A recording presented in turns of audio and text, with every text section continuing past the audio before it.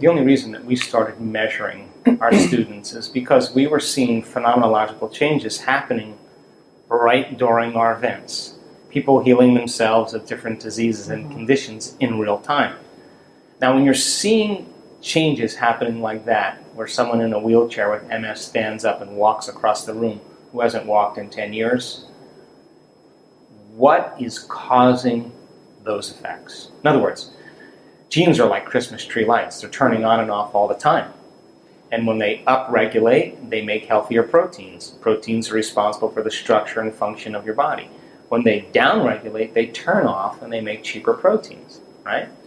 So, in effect, that person with MS upregulated genes for health and regeneration and downregulated genes for disease and inflammation. Happened in real time. So if you're seeing that in real time, then it means that we have to start measuring. So we brought a team of scientists and researchers from all over the world. And we've done 7 events, as I said. We've done over 2,500 brain scans on our students. And why are we doing quantitative studies on the brain with a team of neuroscientists and technicians? Well, if we can get a group of people and measure their brains before an event, take them through 5 days of meditation, changing beliefs and perceptions, getting beyond themselves, changing their energy, the whole bit. And they have a healing from Parkinson's or a healing from MS or a healing from lupus. I want to know that it's not just in their mind. I want to know that it's in their brain.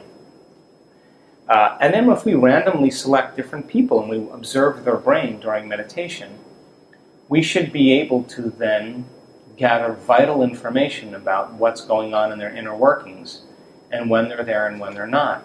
And if we can look for things like coherence, and if we can look for things like amplitudes and how fast they can go into a certain state and how long they can sustain that state, and we can measure what's going on and correlate it with their own experience, that's more information for me to teach transformation the next time. We've also, as I said, measured people's hearts. Why? Because we know that when the heart is coherent, the brain is coherent. And when the brain gets coherent, the heart gets coherent. And it's those 2 centers, where we have coherence in both centers, that we're at our best. Because we start to experience wholeness. When you're whole, it's impossible to want. How could you want when you're whole? So we've also measured the energy of the room. Why? Because people are beginning to create coherent fields. The energy should be enhanced in the room. We've measured the energy around people's bodies. Why? Because if they are liberating themselves from those stress hormones and freeing themselves from the chains of those emotional addictions, they're going to go from particle to wave, from matter to energy, and they're going to release photons and release light, and we want to measure if they're doing that. We've measured the energy centers of their body, because that's how you program your autonomic nervous system. We've also measured epigenetic changes and changes in brain chemistry. And all of that information, I think in the last 3 years, I think we've made scientific history. As far as the brain goes, I was just in Phoenix before I got here with the team of neuroscientists and technicians. We looked at hundreds and hundreds and hundreds of brains.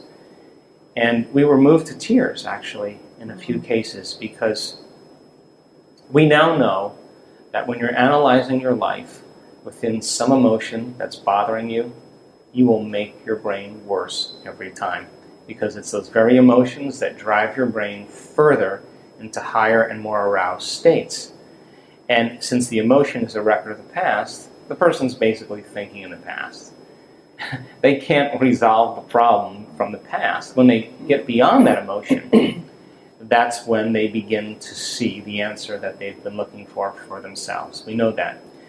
We also know that when people are living with their attention on things and objects and people, and they're living by the hormones of stress, and they're obsessing about time and obsessing about their bodies, that they have very little effects or changes in their brain. We also know that when a person gets to the place where they are no body, no one, no thing, no where, and no time, that's the moment they literally are pure consciousness. Now, consciousness is what changes the brain. The brain never changes the brain. The program never changes the program. The personality never changes the personality. The ego never changes the ego. Matter never changes matter. It's only when a person becomes pure consciousness that consciousness with that energy is the epiphenomenon of matter. And so when people reach this elegant state where they disconnect from their body, that's when they can heal their body. When they forget about their life, that's when they can change their life. When they forget about that they're a woman or a wife or a grandmother or an attorney or a lawyer or a father or heterosexual or homosexual or vegetarian or a social security number or a name, a face, when they get beyond all of their elements that they identify with, that's the moment where they can begin to change their life or create some new time. And in fact, we've seen this enough times that I can say that you and I are at our absolute best when we get beyond ourselves. I don't know how else to say that.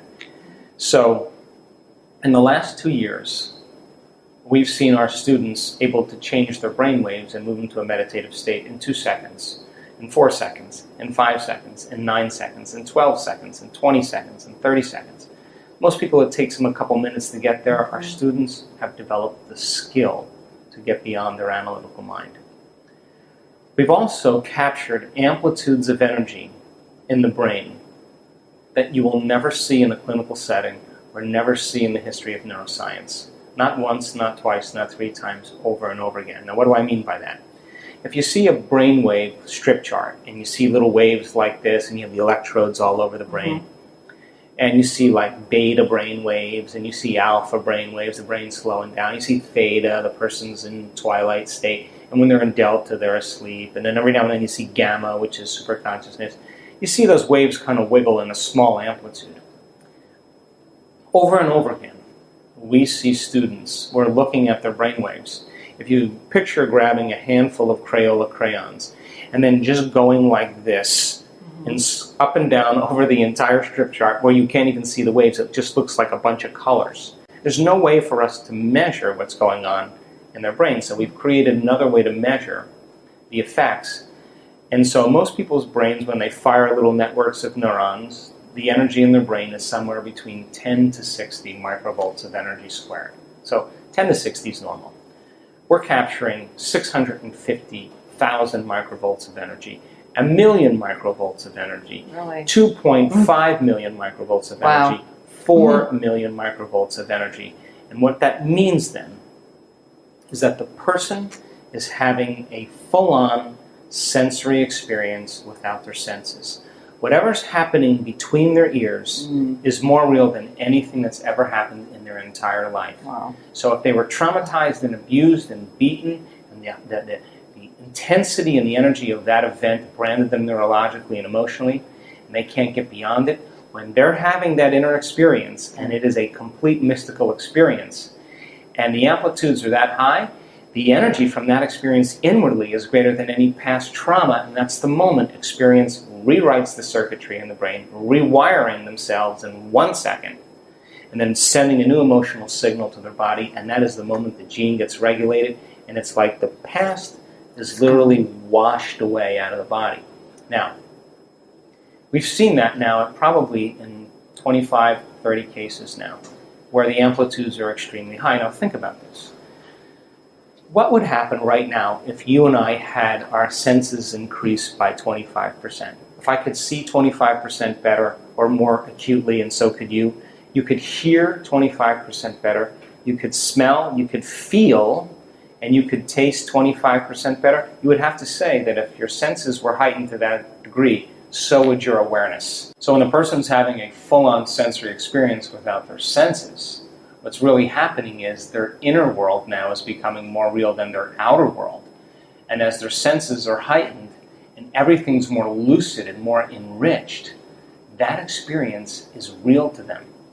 And that's the moment then that consciousness begins to leave very profound footprints biologically. So we're seeing this over and over again, and now we're correlating the person's story, what just happened to you, with what's happening in their brain. Their subjective experience is being validated objectively. And the stories will move you to tears, and you can't, that person can't make their brain do that. It's happening to them.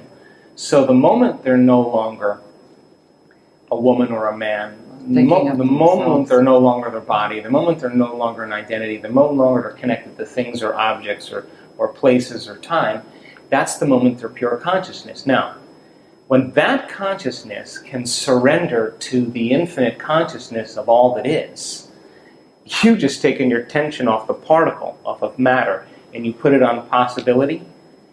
When the brain and the nervous system captures a new stream of consciousness, that consciousness from that field is very self-organizing, and it has a very profound energy, a highly, highly profound energy. And that's the moment the person literally is now processing a quantum phenomenon in their brain. And so we've made scientific history in doing this because we can't find measurements anywhere. And we've invited neuroscientists to come and study our work. And while the person's having the experience, the neuroscientists are saying, oh, she's having a seizure. And I say to them, does she look like she's having a seizure? She's sitting there statuesque. And at the same time, she's wearing an HRV monitor. And if she was having a seizure, that heart would be going crazy. And her heart, for the entire hour, is in complete love, in complete coherence. She is enjoying, she doesn't want the moment to end. She wants it to last forever. She's caught up in a realm beyond space and time.